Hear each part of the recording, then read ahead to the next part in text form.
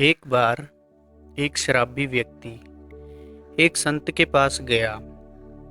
हाथ जोड़ और सर झुकाकर बोला, गुरुदेव, मैं इस शराब से बहुत ही दुखी हो गया हूँ। इसकी वजह से मेरा घर बर्बाद हो रहा है, मेरे बच्चे भूखे मर रहे हैं, किंतु मैं शराब के बगैर नहीं रह पाता। मेरे घर की शांति नष्ट हो गई है। कृपया आप मुझे कोई सरल उपाय बताएं जिससे मैं अपने घर की शांति फिर से पा सकूं। गुरुदेव ने कहा, जब इस शराब से तुमको इतना नुकसान होता है तो तुम इसे छोड़ क्यों नहीं देते? व्यक्ति बोला, पूज्य श्री, मैं शराब को छोड़ना चाहता हूँ, पर यह ही मेरे खून में इस कदर समा गई है कि मुझे छोड़ने का नाम ही नहीं ले रही। गुरुदेव ने हंसकर कहा, कल तुम फिर आना, मैं तुम्हें बता दूंगा कि शराब कैसे छोड़नी है। दूसरे दिन वह शराबी व्यक्ति महात्मा के पास गया। उसे देख महात्मा झट से खड़े हुए और एक खंबे को कसकर पकड़ लिया। जब उस व्यक्ति ने महात्मा को इस दशा में देखा तो कुछ समय तो वह मौन खड़ा रहा, पर जब काफी देर बाद भी महात्मा जी ने खंबे को नहीं छोड़ा तो उससे रहा नहीं गया। उसने महात्मा से पूछा, गुरुजी, आपने व्यर्थ इस खंबे को क्यों पकड़ रखा है? गुरुदेव बोले, बच्चा, मैंने इस खंबे को नहीं पकड़ा है, यह खंबा मेरे शरीर को पकड़े हुए है।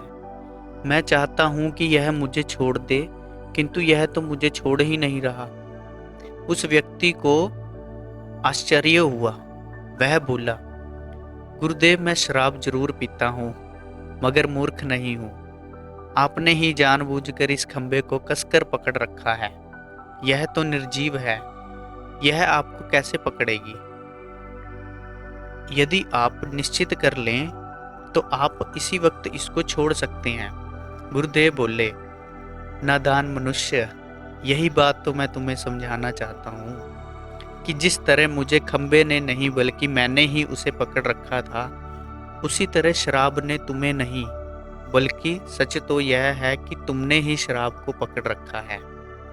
तुम कह रहे थे कि शराब मुझे छोड़ नहीं रही, जबकि सत्य यह है कि तुम अपने मन में यह दृढ़ निश्चय कर लो कि मुझे इस शराब का त्याग अभी कर देना है, तो इसी वक्त तुम्हारी शराब पीने की आदत छूट जाएगी।